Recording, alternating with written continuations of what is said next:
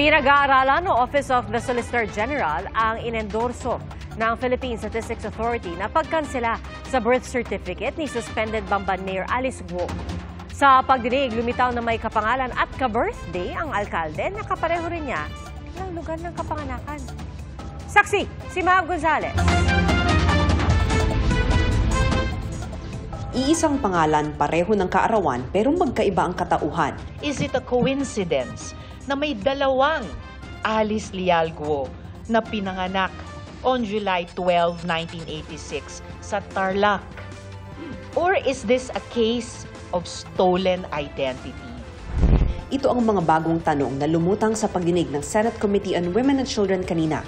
Iprinisinta ni Senadora Risa Hontiveros ang larawan ng isang Alice Leal Guo, kapangalan at kababayan ni suspended Bamban Mayor Alice Guo. Ang NBI clearance ng nagngangalang Alice Leal Guo in-apply raw noong November 3, 2005, ilang araw lang bago i-file ang delayed registration of birth ni Mayor Guo sa Tarlac City noong November 22, 2005.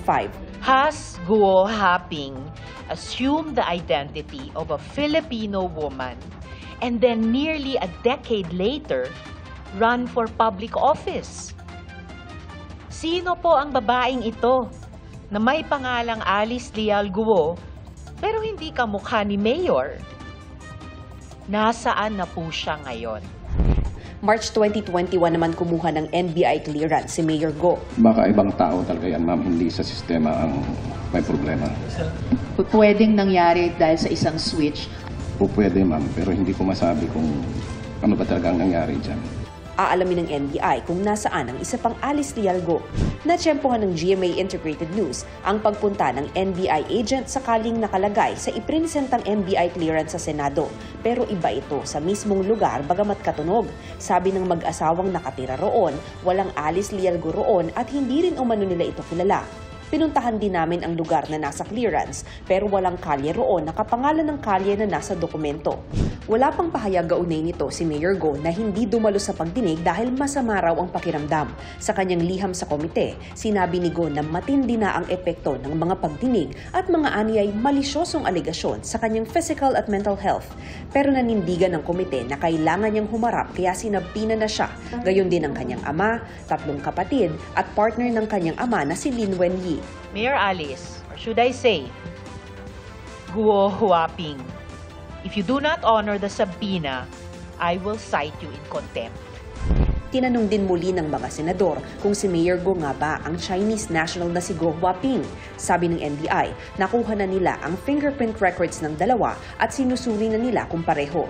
Lumabas din sa pagdinig na iba-iba ang idineklara ni Guo na pangalan ng nanay niya sa mga binuksang bank account ayon sa Anti-Money Laundering Council. Nakalagay po Wenlin Leal po. Nung binuksan niya yung account niya, voluntarily, sinulat niya na ang kanyang mother's maiden name is Wenyi Lin. Opo. May Leal lang. Opo. Dahil sa mga issue sa pagkatao ni Guo, pinapakansela na ng Philippine Statistics Authority ang Certificate of Live Birth nito. We already endorsed to the Office of the Solicitor General for the cancellation of the Colby. Yeah. Because ang PSA naman has no power to automatically cancel pag nakita natin na may irregular process doon sa registration. Pinag-aaralan daw ito ng Office of the Solicitor General. Humarap naman sa komite ang nakalista umanong incorporator ng Hongsheng Gaming Corporation na nag-operate noon sa Bamban Pogo Hub. Sabi ni Merly Joy Castro, nagulat na lang siya nang may natanggap na imbitasyon mula sa Senado at sulat mula sa BIR tungkol sa pagsasara ng Hongsheng. Wala po kasi akong pinipirmahan na kahit anong papel po. Actually, wala akong alam kung paano mag-ano ng corporation. Kasi wala naman po akong kakayahan para magtayo ng corporation. Yung signature nyo daw, di umano, dun sa Articles of Incorporation, ay fake. Opo.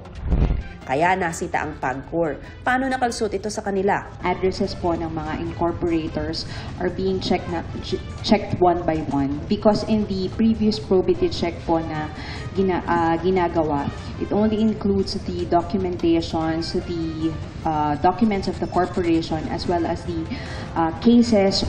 Ayon kay Hontiveros, may ebidensya na ng koneksyon ng iba't ibang ni-raid na Pogo Hub sa bansa. Si Wang Ziyang, ang Chinese fugitive na kasosyo ni Guo sa Bamban Pogo, incorporator din ng Pogo sa Sun Valley Clark. Ang Hongsheng Gaming Corporation naman na nasa Bamban Pogo Hub, konektado rin daw sa Lucky South 99 sa Porac, Pampanga.